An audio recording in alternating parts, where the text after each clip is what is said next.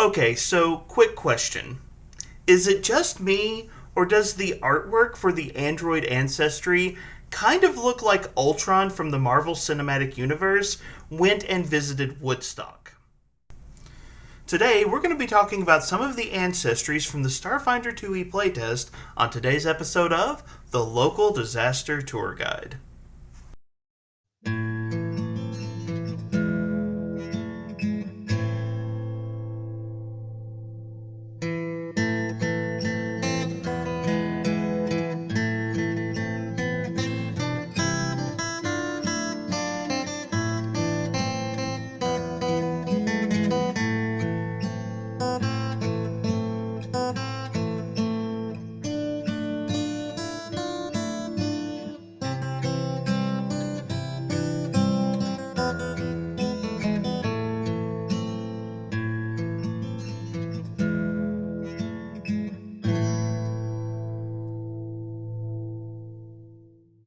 Hello, travelers and tourists. My name is Mark, and I am the local disaster tour guide. That's right, I am a storyteller that wants to suggest a new heritage option for the human ancestry in Starfinder 2e.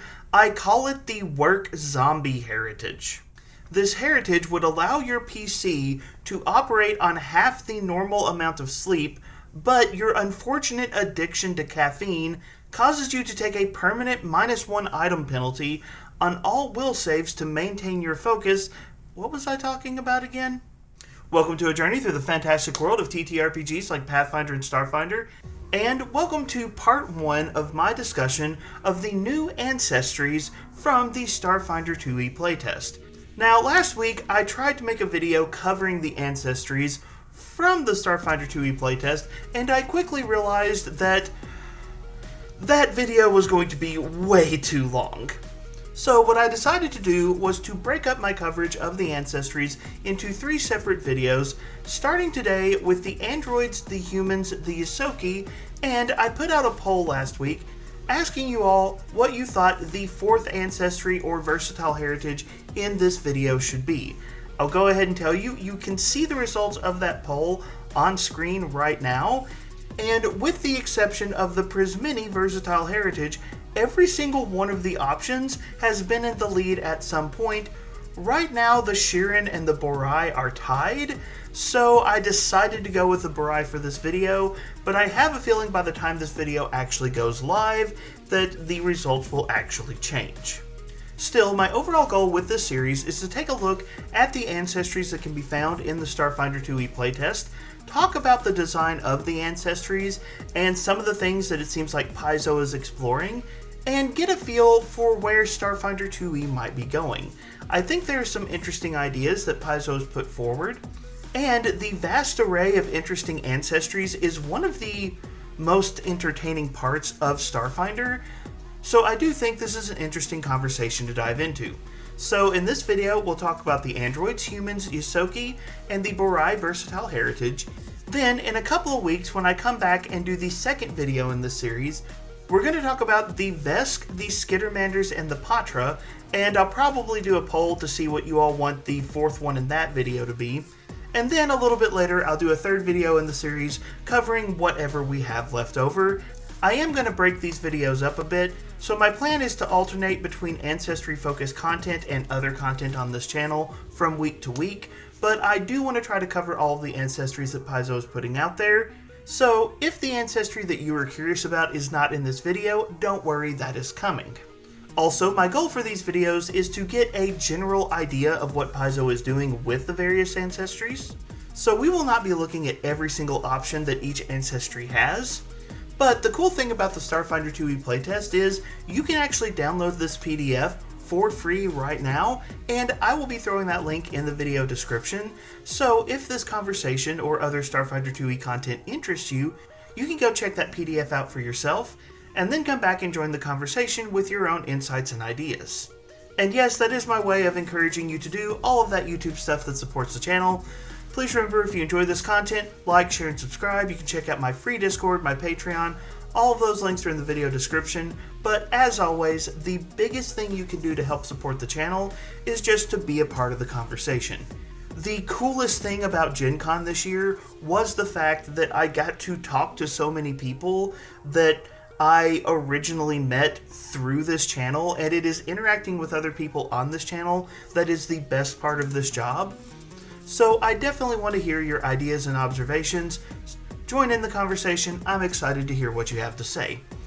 But with all of that out of the way, let's get started.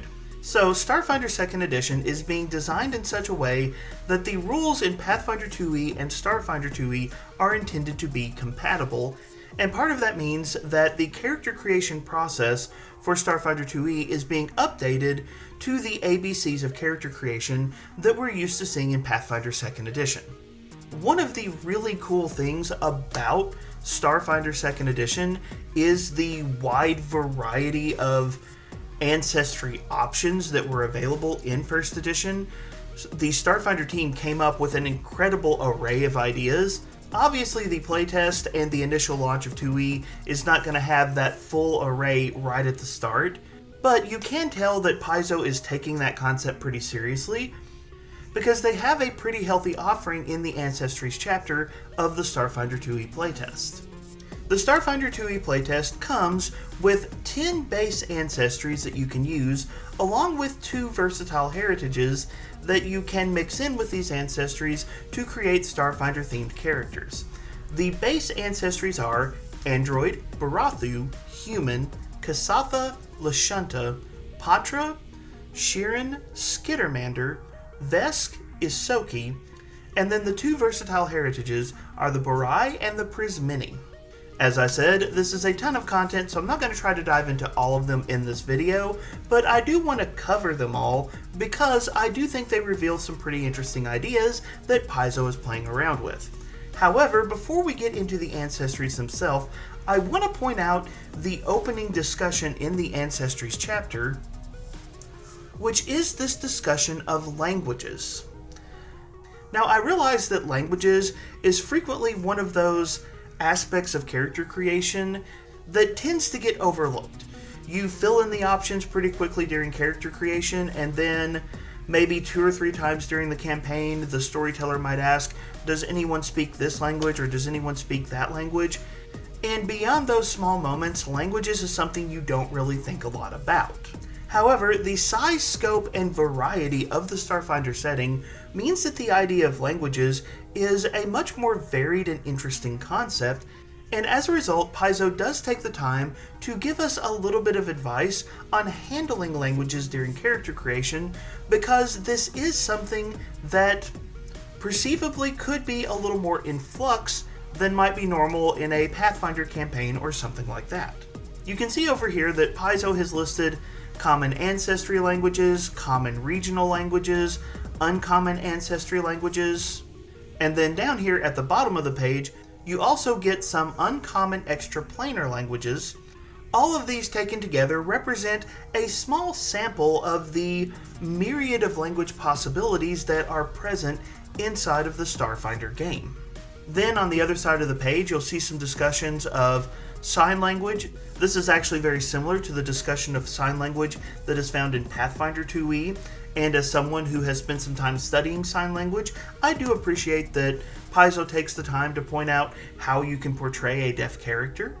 But you have some guidance on sign language, you have some guidance on regional languages, there's a discussion about languages in the future, and the big takeaway that I want to give you is this: Paizo basically offers a language variant that you can use when you are developing your character to represent a character that has been raised under a abnormal circumstance compared to standard members of their ancestry. So for example, many Ysoki grow up on Akaton, and so it is very common for many Ysoki to know the Ysoki language, Pact Common, and Akatonian. Those would be very standard languages for them. However, imagine a Ysoki that came from a refugee family that grew up in Vesk space. Languages like Akatonian might not be very appropriate to them, and even their command of Ysoki and Pact Common might not be as strong as a typical member of that ancestry would have.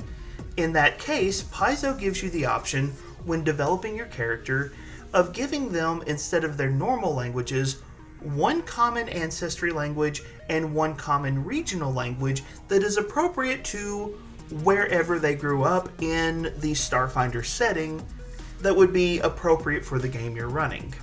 I know that's a lot of conversation for something that tends to get glossed over, but I just wanted to point out that Paizo does discuss how languages can vary from PC to PC, and they do offer some guidance for how to switch that up to better represent the character that you're playing. All that being said, please make sure your character shares at least one language with the rest of the party. Alright, let's move on to the actual ancestries in today's video. First up, we have Ultron from the Marvel Cinematic Universe after he makes a short stop at Woodstock. Sorry Paizo, that is exactly what I see when I see the artwork for the Android Ancestry. Androids are a classic ancestry from Starfinder 1st Edition. They are synthetic beings that are crafted in the image of other ancestries. It notes that the first androids were created in the image of the humanoid peoples that designed them, but over the years and across the galaxy, androids have begun to take on a diversity of forms, representing the different places that they might actually come from. In terms of the basic information for the android, they are medium sized with a base speed of 25 feet. The ancestry gives you 8 bonus hit points, and they come with the recommended attribute boosts of dexterity, intelligence, and free, and a recommended attribute flaw in charisma. In terms of languages, androids begin play with common, and then additional languages equal to 1 plus your intelligence modifier. And they have the traits android and human. Now, in this very first section, there are a few notes worth having. First off, attribute boosts and flaws. Just like Pathfinder 2e, you do have the option of doing the alternate attribute boost, which is just 2 free attribute boosts with no associated flaw. That is available for every ancestry. I won't be mentioning it every time, but don't forget that that option is present. And of course, as we mentioned earlier, on languages, you do have the variant that Paizo discussed at the beginning of this chapter. One thing I'm going to note here is, in the actual description of the android, it says that the first androids were created by humanoid peoples in their own images, but now that androids have spread around the galaxy, there's a fantastic diversity of forms. That to me says that androids shouldn't automatically be medium size. I feel like small size options for androids would be completely valid, and there's no mechanical reason not to include that as an option. So it's not strictly listed here, but honestly I think on size you could totally get away with small or medium for the android, just depending on your character concept. So feel free to talk to your storyteller about that, and maybe point that out to Paizo as well, because I think that would be an option worth including. Beyond the basic statistics of the android, there are 3 additional things that are noted.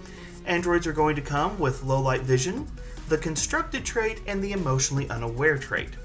Low light vision is something we're used to, we've seen this on a lot of ancestries. Constructed notes, your synthetic body resists ailments better than a purely biological organism. You gain a +1 circumstance bonus on saving throws against diseases, poisons, and radiations.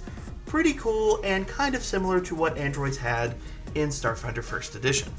Another thing that seems to have come forward from Starfinder 1st Edition, and something that I am genuinely happy to see, is the emotionally unaware penalty. You sometimes find it difficult to process and express complex emotions. You take a -1 circumstance penalty to diplomacy and performance checks, and on perception checks to sense motive. The emotionally distant nature of the android is something that was present in 1st Edition, and it's something I'm glad to see that they have brought back for 2nd Edition. This is one of those conversations that is honestly beyond the scope of this video, but I will say I do like the idea of having flaws available for certain ancestries, because I think it adds a layer of depth to the option. The idea of this synthetic organism, this machine with a soul, and the weird dissonance created by the very nature of the androids, I think that's actually very interesting, and I like seeing that reflected in the mechanics. Androids are not the only ancestry in the Starfinder 2e playtest that come with a stated penalty of some kind. We'll actually get to the next one in the 2nd video in the series. But in general, I do like the idea of having flaws for my characters, because I actually think that adds some depth to the characters, and I'm very glad to see that Paizo's included that here. I don't know if the final version of the Ancestries in Starfinder 2e will come with automatic flaws like this, but I do think that things like emotionally unaware for androids should at least be an option available to players, because it does add some depth to the character, and it is something I like to see. So Paizo, I'm glad that it is present, and I hope it remains present going forward in some form or fashion. As you move further into all of the Ancestries, you'll see a write-up very similar to what you get with any Ancestry in Pathfinder 2e. You're going to get the same thing in Starfinder 2e. You get a quick sidebar that tells you some of the things that might be true about you or that other people probably think about you. You get some physical description, you get a discussion of their society, you get some sample names.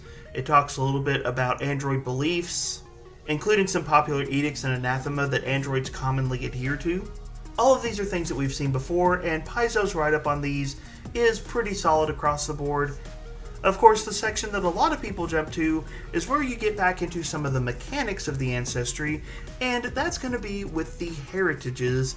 And the android actually comes with a lot of heritages. You're going to have the Ancient Android, the Artificial Scion, the Mod Fanatic, Networked, and Renewed Android all as options. But the Ancient Android in particular is actually a heritage with 4 other heritages kind of tucked underneath it. The idea behind the Ancient Android is basically you're one of the androids that can be found in Pathfinder. Android is an ancestry that exists in Pathfinder, and Paizo has taken the time to basically carry those ancient versions of the android forward in the Ancient Android heritage, where you can be an artisan, laborer, polyglot, or warrior, each of them corresponding to options that are available in Pathfinder 2e. So artisan gives you training in crafting and the specialty crafting skill feat. Laborer is going to give you training in athletics and the hefty hauler skill feat. Polyglot is going to give you 2 additional languages at character creation, and if you select the multilingual feat at any point, you'll get 3 languages instead of 2. And then the Warrior Ancient Android is going to give you training in all simple and martial weapons. So if you like the idea of playing an android that comes from the old world of Galarian that is now lost, well, these are the options for you. The Artificial Scion Android is an android that was designed by a powerful artificial intelligence, and it notes that some detail of your design really gives away the fact that you weren't created by a standard biological being. It notes impossible symmetry, double pupils, different things like that. But the mechanical effects here are training in the computer skill and the freaker skill feat. I will probably be doing a video on Starfinder skills and skill feats. I think there's some interesting ideas here. We won't be getting into those specific details in this video, but if you'd like to play an android that leans a little more towards the artificial than the organic, this could be an option for you. Up next, you have the Mod Fanatic, which is the android that loves to mess around with their body and add modifications. Essentially what this is going to do is give you a single armor upgrade slot in your body, and you're going to begin play with a single first level armor upgrade option already installed. Best part, you don't have to buy it, you get it for free. Messing around with crazy technology is one of the fun aspects of the Starfinder setting, so the Mod Fanatic is going to be a heritage that lets you kind of do that from the word go. And if for some reason you're playing a character who is using armor that doesn't have a lot of upgrade options, this might be a way to get some more upgrade options for your character. The Network Heritage notes that your body has been modified to network seamlessly with anacytes, robots, and other technology, and you gain something called Shortwave. Basically, Shortwave is telepathy for technological items. Out to a range of 30 feet, if you and the technological being or item has Shortwave, you can just communicate essentially telepathically with them through that Shortwave communication. We're not going to get to talk about it in this video so much, but one of the fun things about Starfinder is the relatively common access to telepathy or similar abilities. The baseline setting of Starfinder assumes that people have comm units everywhere they go, which is honestly not too hard to imagine because I basically have that now with my cell phone. So certain abilities that we would normally consider very magical, like telepathy, would actually be very minor in a setting like Starfinder. So one of the things that Starfinder does is it passes out abilities like telepathy quite frequently to make things like basic communication really easy to do. Now for androids, telepathy is not necessarily something that makes a lot of sense, but the idea of shortwave, or the ability to communicate with technological beings over a distance, that is 100% something that makes sense in the setting, and the networked heritage for Android passes that out. I think this is a fantastic conclusion. Finally, if you want to get a little more supernatural with your Android options, you have the renewed Android. One of the cool things about the Android is, even though you're this weird biomechanical synthetic being, you do, according to Starfinder lore, have a soul. In fact, Android bodies can, over a long period of time, potentially inhabit multiple souls, and your body is one such body. Other souls have inhabited this body and then passed on, and now you are in possession of this body, but lingering bits and pieces of the former souls are still hanging around, and they influence your character as a result. The first effect of this is the first time in a day that you lose the dying condition, you don't gain the wounded condition. I will say, from my experience running Pathfinder 2e, wounded is a lot more dangerous than people realize when they first start playing this game, so the ability to get out of wounded for free once is a very nice option to have. And honestly, that alone would make the renewed Android interesting to me. But then, on top of that, you also get training in a skill of your choice, but it must be a skill that has the recall knowledge action as an option. So for example, something like occultism or society, something that one of your previous souls would have known about. And in addition, you also get the dubious knowledge skill feat, which is far and away one of my favorite skill feats in Pathfinder 2nd Edition. I'm glad it's back for Starfinder 2e. And I'm just going to go ahead and say, I think the renewed Android heritage is my absolute favorite of all the options presented here. The others are a little bit fun, but this just speaks to me on a personal level, so it's my personal favorite.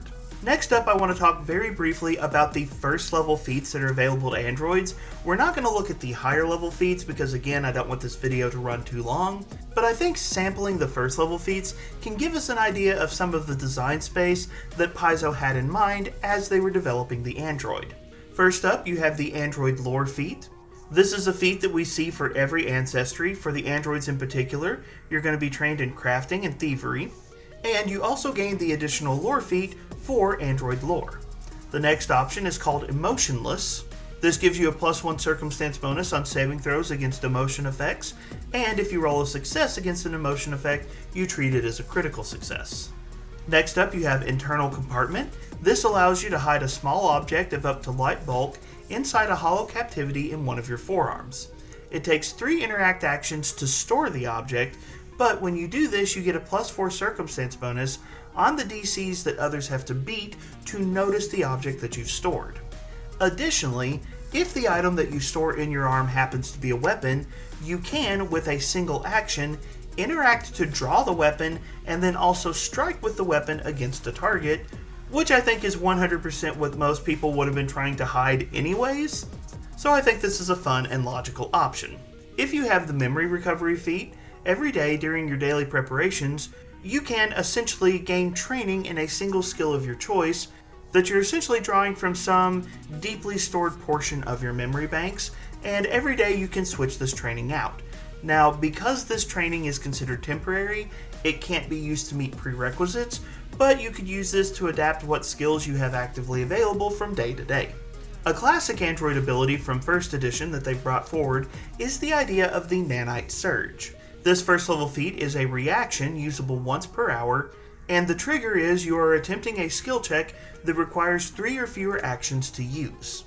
When you use this reaction, you gain a +2 status bonus on the triggering skill check, and additionally, your body lights up as your circuitry begins to glow, and you emanate dim light in a 10-foot radius around you for 1 round. In other words, when you're using this ability, people will know what you're doing. The next first level feat option is called Night Vision Adaptation, and this enhances your senses, giving you dark vision.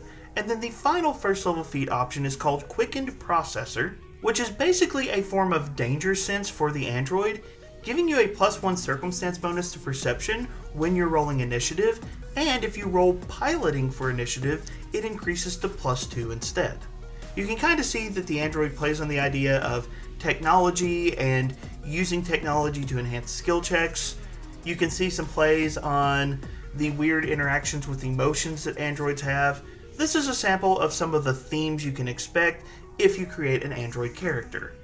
Here's a quick glance at some of the other android feats if you'd like to pause the screen and read through them, but now I'm going to move on to the human ancestry. Humans should, I hope, not require much in the way of introduction, but in Starfinder lore, they are known for their adaptability and their ability to thrive in a variety of situations. And despite the fact that humans have lost their homeworld of Golarion, they remain ambitious and creative, curious, and maintain a common presence across large portions of the galaxy. Typically, human is your generic or default ancestry option that other ancestries are compared to when you're looking at a TTRPG, and that remains true in Pathfinder 2e and Starfinder 2e, but I do want to note that Paizo has brought a little bit extra to the humans in Starfinder 2e, and it's something I'm pretty glad to see. Getting the basics out of the way, humans are medium-sized, base speed of 25 feet, 8 bonus hit points from their ancestry. Humans just get 2 free attribute boosts wherever they want to put them, with no associated flaws, and when it comes to languages, humans will begin play with Common, and then additional languages equal to 1 plus your intelligence modifier. I kind of feel bad that the first 2 ancestries I've shown in this video are the ones with the most flexible base options for languages, because that kind of makes the language discussion that I had earlier seem a little superfluous. But I promise for a lot of characters that is a very relevant discussion. Then for traits, you're going to get human and humanoid. When it comes to Pathfinder 2e and the Starfinder 2e playtest, the human is pretty similar, at least so far. It's when we get to the human heritages that things are going to change. Scrolling down, we're going to get our physical description, society, the sidebar that we talked about before, sample names, beliefs, all of that good stuff.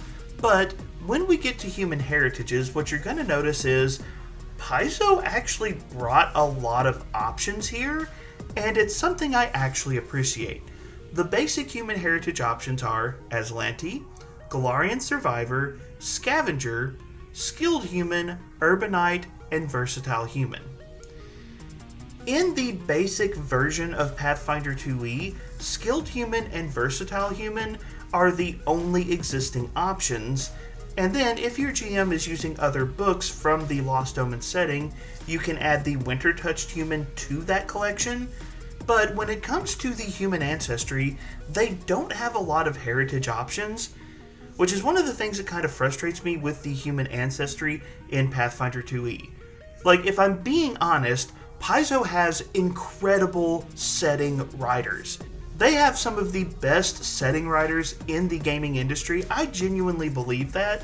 And so when you have different nations like Andoran and Ustalov, and when you have a wide variety of ethnicities that exist all across the Golarion campaign setting, I think it'd be really interesting to see rules reflecting those different cultures and those different backgrounds inside of the Golarion campaign setting. And the 2 or 3, if I'm being generous, heritages that exist in Pathfinder 2e, they just leave me wishing that there was more. So I was very happy when I opened up the Starfinder 2e playtest and saw that Paizo broadened the human ancestry a bit. Let's take a look at what the options give us. The Aslanti heritage means that you or your ancestors were born on a world controlled by the Aslanti Star Empire. That's a big lore thing that we're not going to step into right now, but if you enjoy your deep dives into Pathfinder lore, note that purple eyes are very common with this heritage. The mechanical benefit, however, is that you choose one cantrip from the arcane spell list, and you can cast this spell as an arcane innate spell at will, and the cantrip is automatically going to heighten its spell rank as you level up, and on top of that you can actually meditate once per day to switch out which arcane cantrip that your character has access to. I actually think this is really, really cool. Oftentimes we see heritages or feats that give characters access to a cantrip, but once you pick that cantrip, it's kind of locked in place. I like the fact that for the Aslanti heritage, yes, you have this arcane cantrip that you can cast, but because of the magic that runs in your lineage, you actually have the ability to switch that out from time to time, I think that's very appropriate and a nice little step up from what we normally see. Next up, we have the Golarian Survivor Heritage, which to me might as well say, my character came directly from Golarian somehow. Did your character fall asleep and wake up in Starfinder? I don't know, but I feel like the Golarian Survivor Heritage is perfect for that style of character. You or your ancestors lived on Golarian, and through some strange circumstance, or maybe through tradition that is passed down, you maintain traditions from your family's time on Golarian. You become trained with archaic weapons, and with the Golarian lore skill, you learn a bonus language that was spoken in the region that your family would have been from on Golarian, and finally you gain the Die Hard feat. Honestly, the Golarian Survivor Heritage is kind of densely packed, and mechanically superior to the Versatile Human Heritage in almost every way. But from a lore perspective, I really like this, and if you're playing a character that somehow got dropped from Pathfinder into Starfinder, I think it's a perfect fit, and it's something I really enjoy seeing. On a practical note, I really love the addition of the Scavenger Heritage, and it's things like this I wish Paizo did a lot more of in terms of the human ancestry in Pathfinder, and in terms of just ancestries in general. I think abilities like this really give you some good narrative hooks for characters. The Scavenger Heritage is associated with characters that have had to struggle to survive, and you are accustomed to scraping by and just getting every little scrap that you can in order to hang on. Mechanically, the number of days that you can go without food or water before you take damage from thirst or starvation increases by 2. And it gives us a note here that the functional total is a number of days equal to 3 plus your Constitution modifier. In addition, you gain a +1 circumstance bonus on society and survival checks to subsist, and a +1 circumstance bonus on saving throws against gaining the sickened condition, and on saving throws to remove the sickened condition. Listen, we've all had some bad fast food, but some of us are better at resisting it than others. The Skilled Human Heritage is one that we've seen in Pathfinder. This gives you training in a single skill of your choice, and then at 5th level you automatically become an expert in the chosen skill. Straightforward, useful, always a decent choice. But up next we have another addition that I think is a very positive addition, and that is the Urbanite Heritage, where you've grown up in a big city and you're accustomed to large crowds and just being in a place that's full of people. The effect here is you get to ignore difficult terrain and lesser cover from crowds. In addition, you become trained in a lore skill related to one specific city of your choice, which is presumably whatever city it is that you grew up in. Last up, we have the Versatile Human Heritage, which is not a Versatile Heritage, that's a different thing. Paizo, you probably should have cleared this naming convention up by this point. But the Versatile Human Heritage is the heritage that gives you access to a bonus general feat at 1st level. Now, mechanically, the Versatile Human Heritage gives you less than the Golarian Survivor Heritage, but the Golarian Survivor Heritage is locked in that Die Hard is your only option. So if you'd like some flexibility in the general feats that you have access to, Versatile Human is the choice for you, but it does make me a little bit sad that Versatile Human is in many ways just mechanically inferior to Golarian Survivor. I wish that these Skilled and Versatile Human Heritages had gotten a little extra pizzazz to bring them in line with some of the other heritages. And on top of that, while I love seeing things like Aslanti and Golarian Survivor and Scavenger and Urbanite, I love that all of these were added to the game. I do hope in the final version of Starfinder 2e that we get to see some additional options. One heritage that I think is missing for humans, the Starfinder 2e lore notes that humans are very successful explorers, so I would love to see a explorer or a star traveler heritage. I think that would be very appropriate to human lore in the Starfinder setting, and it would help diversify the options that the human ancestry has. Paizo's done a good job opening up humans to be more than the options we see in Pathfinder, but I still think that there is some stuff that could be explored. So Paizo, I hope you will consider doing some stuff like that. In terms of your 1st level human ancestry feat options, the reality is most of these are things that humans already had in Pathfinder 2nd Edition. Adapted cantrip, cooperative nature, general training, haughty obstinacy, natural ambition, natural skill, unconventional weaponry. These are all feats that we've seen in Pathfinder. They are all definitely good options. Natural ambition is a very popular choice, but honestly, haughty obstinacy is one of my favorite ones to take for human characters. I just think it's a lot of fun. But most of these options are things that we've already seen before. The new option that we have at first level for humans is the augmented feat, which is you embrace scientific and technological advances, frequently integrating cutting-edge augmentations into your body. Choose one common augmentation with an item level of 1 or less. You begin with this augmentation already installed in your body, and you don't need to pay for this augmentation, and increase the maximum number of augmentations that you can have installed by 1. This is kind of similar to what we saw with one of the android heritages, but a little bit more broadly applicable. In terms of takeaways on human ancestry feats, there are already a lot of great options from Pathfinder that have come forward, and I'm perfectly happy that those are present here, but it does make me a little bit sad that at first level, we only have one Starfinder unique option, and if you look through the other options that are present in higher level human ancestry feats, you'll see that most of it is, again, just stuff that's been brought forward from Pathfinder. I'd like to see some additional options in the final version. These are fine, don't get me wrong, but I want to see some Starfinder unique stuff. Again, feel free to pause the video if you want to take a look at these real quick, but there's not a lot of new stuff here. Up next, we have the ancestry known as the Ysoki. Once known as rat folk, Ysoki are clever and flexible, and with that sentence, I want to go ahead and introduce one of the things that I appreciate about Starfinder over Pathfinder, which is they actually use the name Ysoki for the ancestry. So this is one of the weird things in Pathfinder 2e. There are some ancestries that go by the ancestral name. Good examples of this would be the Kolo in the new Player Core 2. The Kolo are effectively hyena folk, but we don't call them hyena folk, we call them Kolo, which is their lore accurate name. However, there are other ancestries in Pathfinder 2e where instead of using the lore accurate name, such as Ysoki or Iruxi, we use descriptive terms like rat folk and lizard folk. Now, I don't mind a sentence in the description of an ancestry stating that the Ysoki looks like a humanoid rat or something to that effect. I understand that as a helpful descriptor, but I actually think that names like Ysoki, Kolo, Iruxi, things like that, I think they help with player immersion.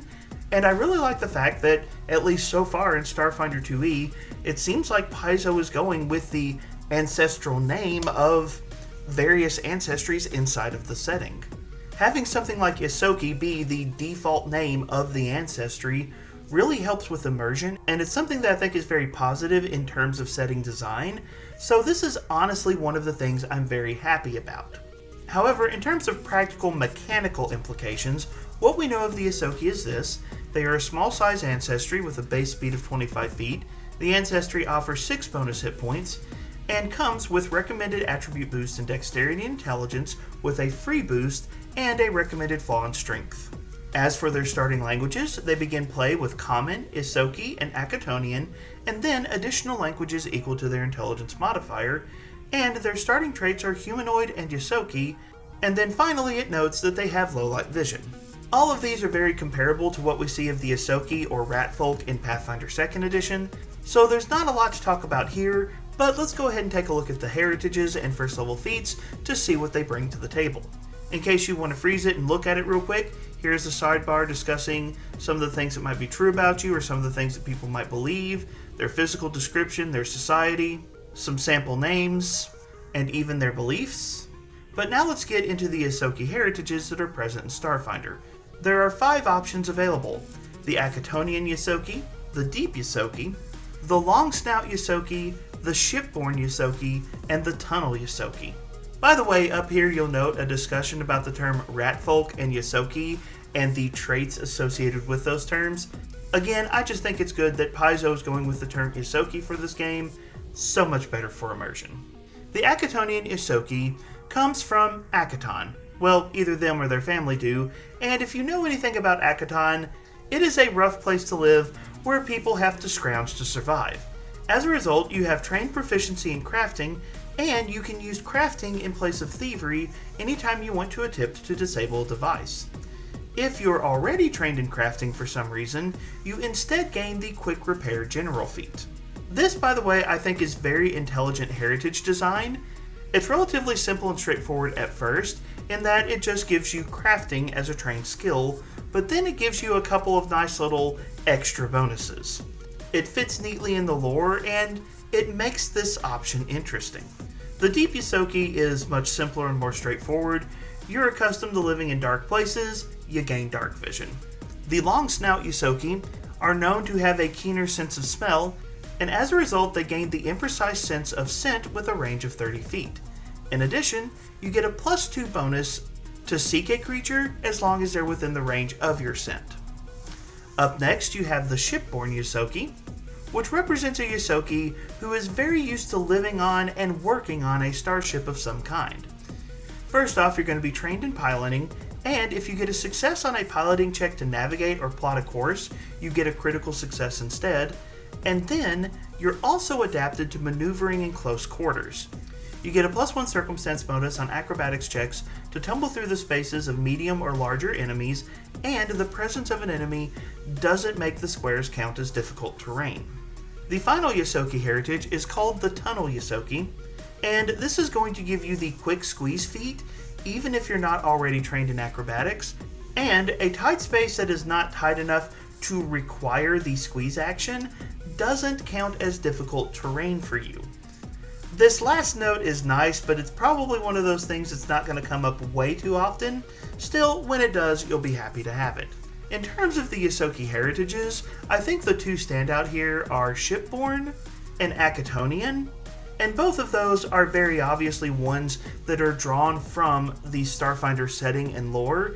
You can tell that they thought about what different lifestyles would mean to the Ysoki ancestry in the Starfinder setting, and those heritages are a little bit more interesting to me than the ones that just seem to be Pathfinder concepts brought forward. I like that a couple of the options have really been adapted to the Starfinder setting. Now let's take a look at some of the Ysoki ancestry feats. First up is Cheek Pouches. This is a classic one for the Ysoki. This allows you to store up to 4 items of light bulk or less in your cheek pouches. There are some restrictions on the size, and if you've got items in your cheek pouches, your speech is going to be messed up. This is a pretty classic Ysoki ability, and a lot of people enjoy it. However, one of the interesting things about Ysoki in the Starfinder setting is they actually have 2 different lore feats. First, down here at the bottom, you see Ysoki lore, which is kind of the classic one that we're used to. This is going to give you training in acrobatics and stealth, and then give you the additional lore general feat for Ysoki lore. However, some Ysoki are particularly close to the deity Lao Shu Po, and they can instead take Grandmother's lore, which is going to give them training in deception and thievery with the additional lore general feat of Lao Shu Po lore. These 2 feats work essentially the same way, but they are adapted to the different backgrounds that Ysoki characters might have, and this is an easy way to add a lot of flavor to an ancestry, so I appreciate the fact that Paizo actually gave Ysokis a couple of different lore feat options to represent what community they might be from, or what ideals might be important to their family. The next option mentioned is called Nimble Tail. You have an incredibly nimble tail that helps you balance in 0 gravity. You can use this tail to push off while in 0G. In addition, you ignore the clumsy and off-guard penalties while untethered in 0 gravity. I will say that in the one Starfinder 2e playtest that I played, 0 gravity and untethered did come up, so Nimble Tail seemed like it could be a useful ability. However, the Ysoki feat that I think is my favorite right now in the Starfinder 2e playtest is actually Tinkering Fingers. This is going to give you the trained proficiency in crafting, and you can repair an item without using a repair kit, and you don't get a -2 circumstance penalty when you do so. The ability to repair an item without having a repair kit immediately on hand could be incredibly useful, and I think it's very flavorful for the Ysoki. The last first level ancestry feat for the Ysoki, which I'm pretty sure is just carried straight forward from Pathfinder 2e, is Vicious Incisors. This is going to give you a Jaws unarmed attack that deals 1d6 piercing damage. It's in the Brawling group and has the Finesse and Unarmed traits. However, it is worth noting that unlike normal unarmed attack ancestry feats, that since these are large teeth that your character is growing and that you could potentially file down or allow to grow back, you're actually allowed to retrain into and out of this particular ancestry feat if you so desire. Here's a quick glance at some of the other ancestry feats that are available to the Ysoki. Again, feel free to pause your screen and take a look at them if you'd like, but let's go ahead and look at one of the new versatile heritages that is featured in the Starfinder 2e playtest. So, in the 2e playtest, there are two new versatile heritages that Paizo has offered. For those of you who are unfamiliar, a versatile heritage is a heritage option that can be applied to any ancestry when you are making a heritage choice. So, for example, if you choose to play a human, you could pick one of the normal human heritages, or you could come in and take the Borai heritage instead. And this fact applies to every ancestry in the game, so you could apply the Borai Versatile Heritage to an Ysoki, to a Vesk, to a Skittermander. A Borai Skittermander, that is a little bit of a creepy concept. I need to write that one down. A versatile heritage can be paired with any ancestry of your choice, and when you do, it reflavors that ancestry in a particular way. For the Borai, you are essentially creating a character that is only mostly dead. A Borai is simultaneously living and dead, a corpse reanimated by its own soul into something that is just barely living. Your body is alive, though barely, and functions as a living shell that protects their tattered undead soul, making them something altogether unique. It notes that Borai are often created when attempts to resurrect someone goes awry, whether that resurrection is magical or technological. You could have something like necromantic experimentation. There are a variety of ways that the Borai can come into existence, but regardless, the final version of this character is something that blurs the line between the living and the dead. The Borai appear much as they did in life, save that their skin is often pallid and waxy, and their blood becomes infused with void energy, turning into a thick black ichor that is often clearly visible running through their flesh. Isn't this such a lovely description? Still, as living creatures, they need to breathe and eat and sleep, and they can be healed and stabilized like normal. But as a result of the fact that their body blurs the line between living and dead, their place in society is quite different from what it would have been before. And as a result, most Borai end up leaving their old life behind and searching out a new place and often new friendships, which, in context of the game, makes them a perfectly valid choice for an adventurer. As before, you get a sidebar describing what might be true about you or what other people might think about you. You're going to get some sample names. You'll get a description of common beliefs for the Borai, including popular edicts and anathema. But unlike the normal ancestry, what you're going to have next is the heritage, and these are the mechanical implications of playing a Borai. So if you want to play a Borai, you'll select your ancestry like normal, but when it comes to the heritage selection, that's when you'll come to this particular note, where it gives you the rule for applying the Borai Versatile Heritage. You've returned from the brink of death as a Borai, at once both living and undead. You gain the Borai and undead trait in addition to the traits from your ancestry. Unlike other undead, you do not gain void healing. You're healed by vitality effects and damaged by void damage as if you were a living creature. Likewise, you can be stabilized, healed, and brought back to life as if you were a living creature, save that anytime that happens, you always return to your Borai state. Additionally, you gain low light vision, or if you already had low light vision, you gain dark vision instead. The final benefit that you get from any versatile heritage is that it's going to allow you to select ancestry feats from the list of ancestry feats available to your ancestry and to a special list of ancestry feats available to the versatile heritage. So in this case, if you take the Borai Versatile Heritage, you can take Borai Ancestry feats anytime you would have an Ancestry feat option. And speaking of Ancestry feats, this is where we get to discuss lineages. When you are looking at a Versatile Heritage, they often come with options that are called lineages, which are first level Ancestry feats that reflects some specific background that further distinguishes your classification within that Versatile Heritage. In other words, there are many different ways that someone might become a Borai, but for a Borai character, you have the option of selecting one of 3 lineage feats, Etheric, Headstrong, or Necrotized, to further define the background of your character. These are not mandatory selections, they're just optional selections, but oftentimes they're very interesting and add a lot of depth to the character. I really like lineage feats in general, and I think the Borai lineage feats hold up pretty well here, so if you're playing a Borai, these are options you might want to consider. First up, you have the Etheric lineage, and this means that you came a Borai through a botched resurrection attempt of some kind, and as a result, your soul is very loosely tethered to your body. What this means is you gain the Soul Shield reaction, usable once per day. The trigger is you would be dealt void damage, and the effect is you push your soul out of your body and use it as a shield to protect your living form from the ravages of the void.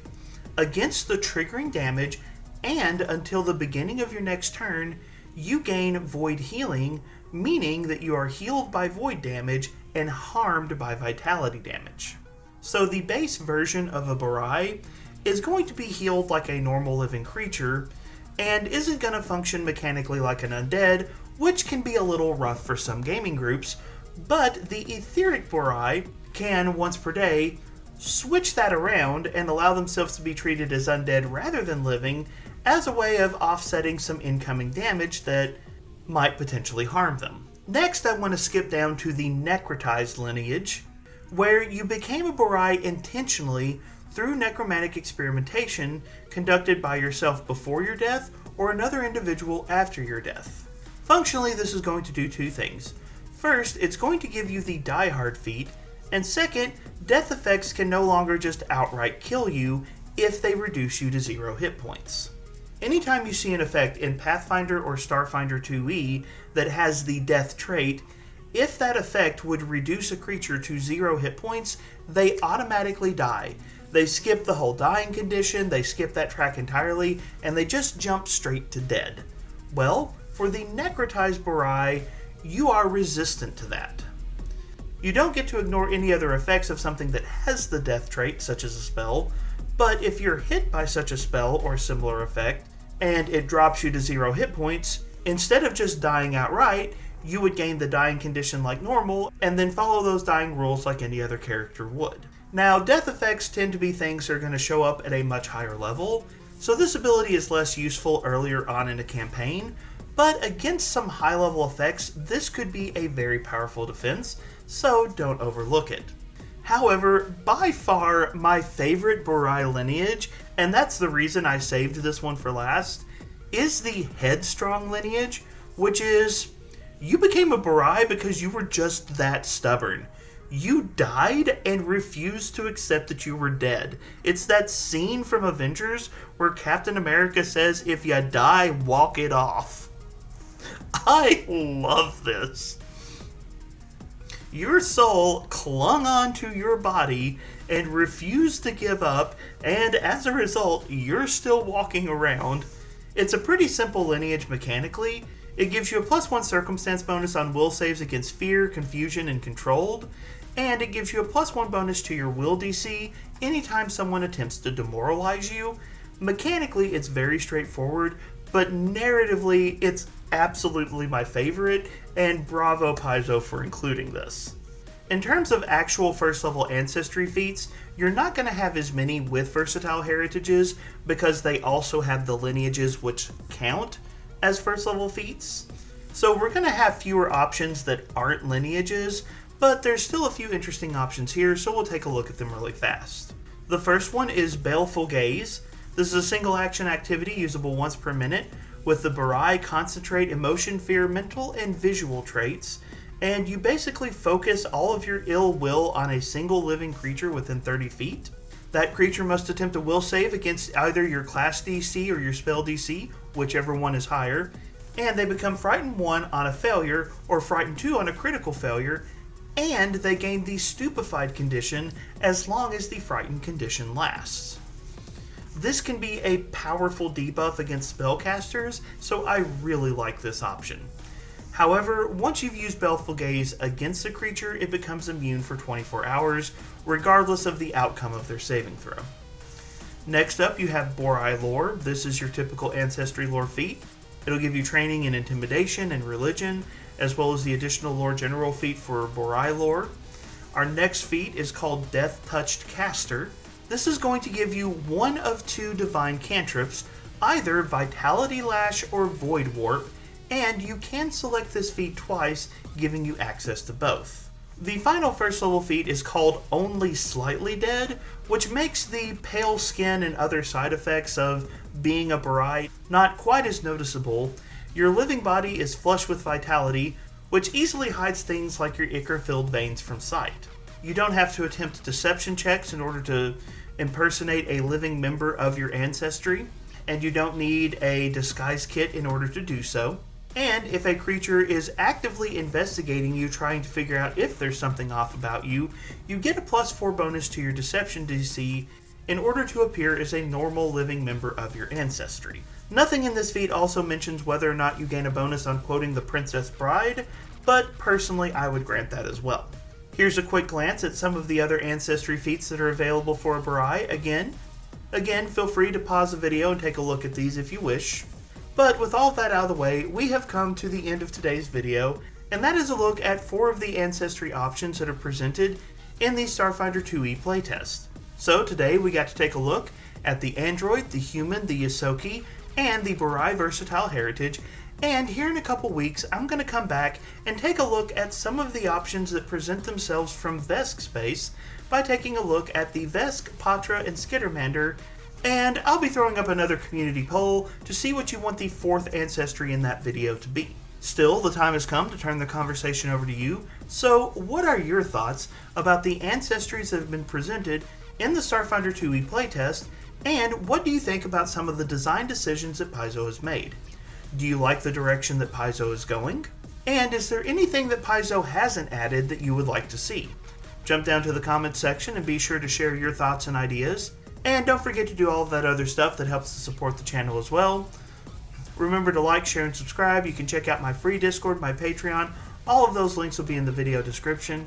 But as always, thank you so much for being here. Thank you so much for being part of the conversation. Have a wonderful day.